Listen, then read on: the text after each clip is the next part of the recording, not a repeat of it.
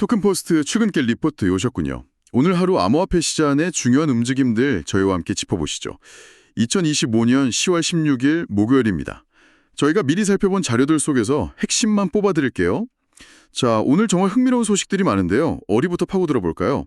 역시 가장 눈에 띄는 건 그 전통금융의 움직임 같아요. 일본의 거대 기업 소니, 그 산하의 소니뱅크가 미국 암호화폐 시장에 본격적으로 뛰어든다는 소식이네요. 네, 맞아요. 그 소니그룹의 인터넷 전문은행 소니뱅크가 미국 시장 공략을 선언했어요. 미국 통화감독청 OCC라고 하죠. 여기에 암호화폐 은행 사업 인가를 신청했다는 건데요. 커넥티아 트러스트라는 자회사를 통해서 진행할 계획이라고 합니다. 이게 뭐 그냥 한번 해보는 게 아니라 꽤 구체적인 계획을 가지고 접근하는 것 같아요. 오, 구체적이라면요? 어떤 사업을 말하는 건가요? 스테이블코인 이야기가 나오는 것 같던데요? 정확해요. 핵심은 이제 두 가지예요. 첫째는 달러에 연동되는 스테이블 코인을 직접 발행하겠다는 거고요. 둘째는 암호화폐 커스터디, 그러니까 수탁이랑 관리 서비스, 이걸 제공하겠다는 겁니다. 전통 금융기관이, 그것도 소니 같은 뭐랄까 빅네임이 직접 스테이블 코인 발행이랑 커스터디에 나선다는 건 시장에 주는 메시지가 크죠. 그런데 이 OCC 인가라는 게 만만치 않잖아요. 예전에 페이스북, 지금은 메타죠. 거기도 스테이블코인 시도했다가 규제 문턱에서 좀 어려움 겪었던 기억이 있는데 지금 상황은 좀 다른가요? 맞아요. 그만큼 OCC 인가는 여전히 높은 허들입니다. 현재 소니뱅크 말고도 스트라이프, 코인베이스, 팍소스, 서클 같은 쟁쟁한 기업들이 인가 신청을 해놓은 상태예요. 하지만 아시다시피 지금까지 정식 인가를 받은 곳은 앵커리지 디지털 딱 한 곳뿐이죠. 이건 암호화폐 관련 사업에 대한 규제 당국의 신중함, 특히 은행 수준의 규제를 적용하려는 그 기준이 여전히 엄격하다는 걸 보여줍니다. 소니가 이걸 뚫어낼 수 있을지가 관건이겠네요. 정말 그렇겠네요. 정통금융의 이런 움직임과 더불어 정치 쪽하고 연결된 소식도 좀 눈길을 끄는데요. 트럼프 대통령 가문과 관련된 이야기죠. 네, 트럼프 대통령의 차남 에릭 트럼프, 이 사람이 공동 창업한 월드 리버티 파이낸셜 WLFI 관련 소식이에요. 에릭 트럼프가 직접 코인데스크 인터뷰에서 밝혔는데 트럼프 그룹의 새로운 부동산 프로젝트를 토큰화할 계획이라는 겁니다. 부동산 토큰화. 와, 이거 정말 흥미로운데요. 기존의 부동산 투자 방식하고는 어떻게 다를까요? 어떤 방식으로 진행한다는 건가요? 자체 스테이블 코인인 USD1을 활용한다고 해요. 이걸로 은행 같은 전통적인 금융 중개자 없이 자금을 모으고요. 더 나아가서는 일반 소액 투자자들도 트럼프 그룹의 부동산 프로젝트에 쉽게 투자할 수 있도록 길을 열겠다. 이런 구상인 거죠. 일종의 부동산 투자 민주화라고 볼 수도 있겠고요. WLFI의 CEO 잭 윗코프도 예전에 비슷한 계획을 언급했었는데 이번 에릭 트럼프의 발언으로 좀 더 힘이 실리는 모양새입니다. 흥미롭긴 한데 이게 기존의 리츠 같은 간접 투자의 방식이랑 비교했을 때 투자자 입장에서 실질적인 장점이 있을까요? 또 증권법 같은 규제 문제는 없을지도 궁금한데요. 예, 좋은 지적이세요. 분명히 규제는 큰 허들일 겁니다. 부동산이라는 실물 자산을 토큰화하는 건 해당 토큰이 증권으로 분류될 가능성이 높거든요. 그러면 이제 엄격한 규제를 따라야 하니까요. 기존 리츠와의 차별점이라면 아무래도 블록체인 기술을 통해서 거래 비용을 줄이고 소유권을 더 잘게 쪼개서 유동성을 높일 수 있다. 이런 잠재력 정도를 이야기할 수 있겠네요. 하지만 말씀하신 것처럼 규제 당국이 이걸 어떻게 해석하고 받아들일지가 성공의 가장 큰 변수일 겁니다. 역시 규제가 핵심이군요. 자, 그럼 이제 시선을 거시경제 쪽으로 한번 돌려보죠. 미국 연준의 대직북도 나왔습니다. 요즘 시장 분위기를 생각하면 이것도 중요하게 봐야 할 것 같은데요. 네, 연준의 베이직북, 그러니까 미국 12개 연방준비은행 관할 지역의 경제 동향 보고서가 발표됐는데요. 전반적인 톤은 큰 변화 없음 또는 약간 둔화, 이 정도로 요약할 수 있어요. 이전 보고서 발표 이후 대부분 지역에서 경제 활동에 거의 또는 전혀 변화가 없었다, 이렇게 평가했습니다. 좀 더 구체적인 내용이 있을까요? 어떤 점들이 언급됐나요? 많은 지역에서 공통적으로 언급된 건 관세 인상하고 전반적인 수요 감소로 인한 어려움이에요. 기업들이 좀 힘들어하고 있다는 거죠. 일부 지역에서는 최근 금리가 조금 내려가면서 기업 대출이 약간 개선됐다는 긍정적인 신호도 있었지만 여전히 활동이 저조하다는 보고가 더 많았어요. 가장 주목할 부분은 앞으로 경제의 불확실성이 커지면서 향후 경제 활동이 위축될 수 있다. 이런 전망이 나왔다는 점입니다. 이런 거시경제의 불확실성 증가는 암호화폐 시장에도 당연히 영향을 미치겠죠. 그렇죠. 일반적으로 경제 불확실성이 커지면 투자자들은 위험자산 선호 심리가 좀 약해지는 경향이 있거든요.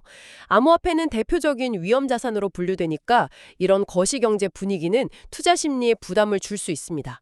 물론 최근에는 디커플링 현상도 종종 나타나지만 큰 흐름에서는 여전히 영향을 받는다고 봐야죠. 이렇게 거시경제가 불확실한 상황 속에서도 암호화폐 시장 내부, 특히 거래소들은 계속해서 움직이고 있는데요. 어떤 소식들이 있었는지 살펴보죠. 코인베이스 소식이 많네요. 네, 코인베이스가 요즘 활발해요. 우선 상장 로드맵에 BNB, 즉 바이낸스 코인을 추가했습니다. 이게 경쟁사 토큰을 상장 검토 목록에 올린다는 게 좀 흥미롭죠. 또 암호화폐 상장 절차를 개선하고 프로젝트들을 지원하기 위한 블루카펫, 더 블루카펫이라는 종합적인 패키지를 출시했어요. 이게 단순히 상장만 시켜주는 게 아니라 규제 준수나 마케팅 측면까지 지원해주는 서비스라고 하네요. 그리고 R콜, YB, EG라는 3개 토큰의 현물 상장도 예고했습니다. 물론 유동성 조건이 충족되어야 실제 거래가 시작될 거고요. 다른 거래소들은 어떤가요? 크라켄이랑 바이낸스도 소식이 있죠. 네, 크라켄은 자체 레이어2 네트워크, 그러니까 이더리움 같은 메인넷의 부담을 덜어주는 보조 네트워크죠. 잉크에서 새로운 대출 프로토콜 타이드로를 출시했어요. 이건 유명한 디파이 프로토콜인 아베 V3의 코드를 기반으로 만들었고 초기 이용자에게는 에어드롭 혜택도 있다고 합니다. 자체 네트워크 생태계를 키우려는 시도로 보여요. 바이낸스 관련해서는 좀 상반된 소식이 있어요. 공동 설립자인 허이가 최근 커뮤니티에서 돌았던 200억 달러 자금 유출설, 이거 전혀 근거 없는 후드, 즉 공포, 불확실성, 의심이라고 강하게 반박했어요. 오히려 디파이라마 데이터를 보면 40억 달러 이상 순 유입됐다고 주장했죠. 반면에 지난 10월 11일에 발생했던 대규모 강제 청산 사태 이후 바이낸스가 내놓은 보상 프로그램 있지 않았습니까? 이걸 두고 일부 외신에서는 플랫폼에 대한 이용자 불만을 좀 잠재우려는 의도 아니냐, 이런 비판적인 시각도 나오고 있습니다. 그 외에 단신들도 좀 있었죠? 빠르게 훑어볼 만한 것들만 몇 개 짚어주시죠. 네, 몇 가지 흥미로운 소식만 간추려 볼게요. 우선 나스닥 상장사인 썸즈업이라는 소셜미디어 마케팅 기업이 사용자 보상에 도지코인을 포함하는 걸 검토 중이라고 해요. 밈코인이지만 실제 유틸리티를 찾으려는 시도죠. 또 다른 나스닥 상장사이자 이더리움 투자사로 알려진 이더질라는 주가를 끌어올리기 위해서 10대1 주식 역분할을 결정했습니다. 이건 주식수를 줄여서 주당 가격을 높이는 방법인데 그만큼 현재 주가에 대한 고민이 있다는 뜻이겠죠? 그리고 인도의 거대 통신사 릴라이언스 지오가 앱토스와 손잡고 블록체인 기반 리워드 시스템을 구축한다? 이 소식도 주목할 만합니다. 인도의 거대한 사용자 기반에 앱토스 기술이 접목될 수 있다는 점에서 의미가 커요. 마지막으로 테더 USDT랑 금 기반 토큰 XOUT를 발행하는 에버던 랩스가 레이어 제로, 지하로 기술을 활용해서 이 토큰들을 솔라나 SOL 네트워크에서도 쓸 수 있게 출시했습니다. 레이어 제로는 서로 다른 블록체인을 연결해주는 기술인데 이렇게 자산 이동이 자유로워지는 건 생태계 확장에 중요하죠. 그리고 웨일 얼럿에서 포착된 대규모 자금 이동 건들이 있었는데요. 특히 페이팔 스테이블 코인 PYUSD 관련해서 300쪽의 소각 발행 같은 좀 비정상적인 수치가 잡혔어요. 이건 실제 거래라기보다는 시스템 테스트나 데이터 오류일 가능성이 높아 보이니까 그냥 참고만 하시면 좋겠습니다. 와, 정말 숨가쁘게 다양한 일들이 벌어지고 있네요. 그럼 이런 소식들이 실제 시장 숫자에는 어떻게 나타났는지 확인해보죠. 전반적으로 좀 가라앉은 분위기군요. 네, 맞아요. 오늘 아침 기준으로 전체 암호화폐 시가총액은 약 3조 7,521억 달러 수준이에요. 지난 24시간 거래량은 약 1,991억 달러로 이전보다 다소 줄어든 모습입니다. 시장의 기준점인 비트코인 가격부터 볼까요? 비트코인은 정알보다 약 1.6% 하락해서 현재 11,027달러 근처에서 거래되고 있습니다. 가격은 내렸지만 전체 시장에서 차지하는 비중, 즉 도미넌스는 58.94%로 오히려 0.29%포인트 소폭 상승했어요.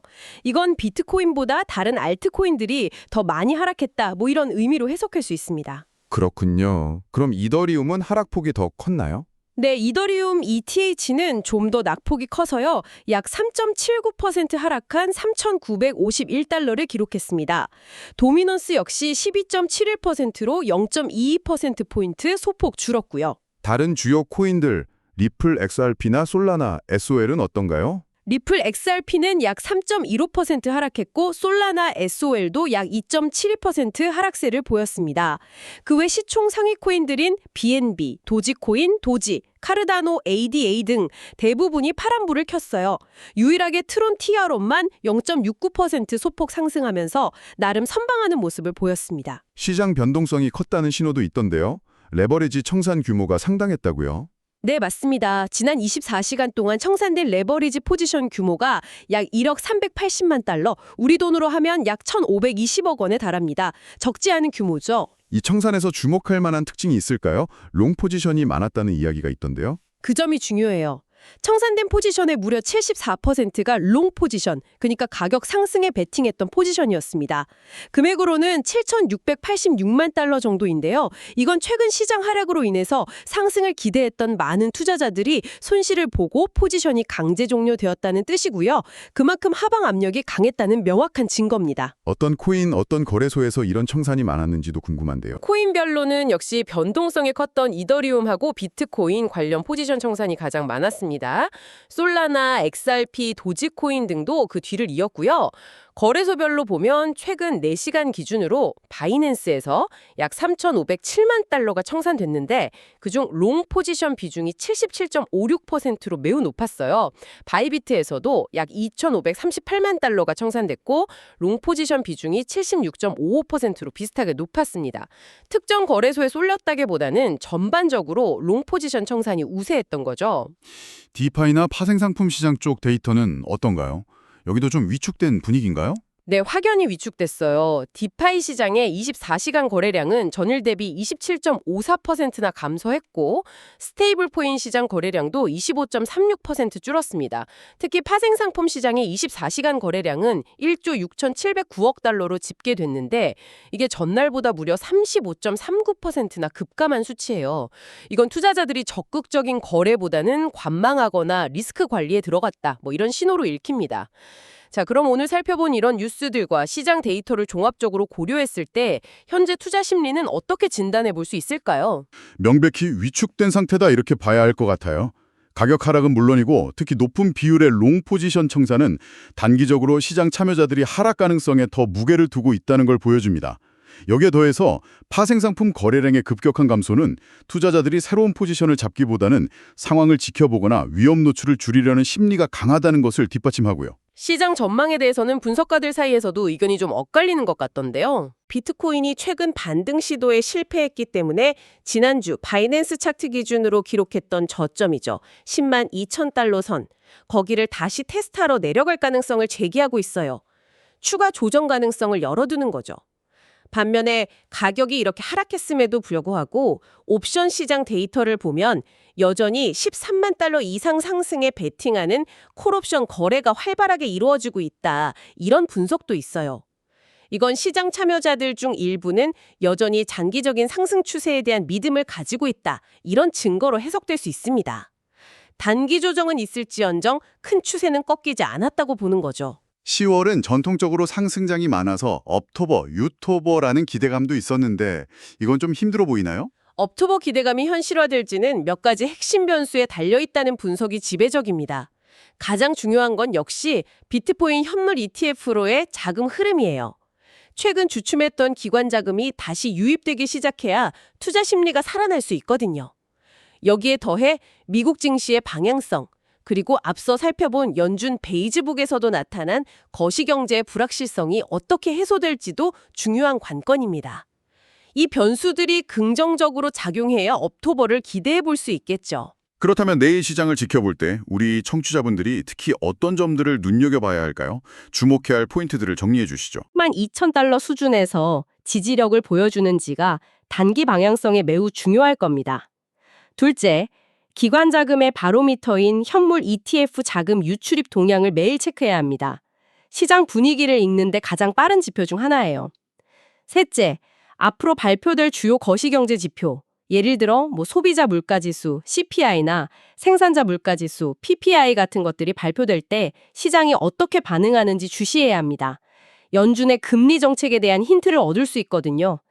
마지막으로 비트코인 외에 알트코인들의 개별적인 움직임도 중요해요.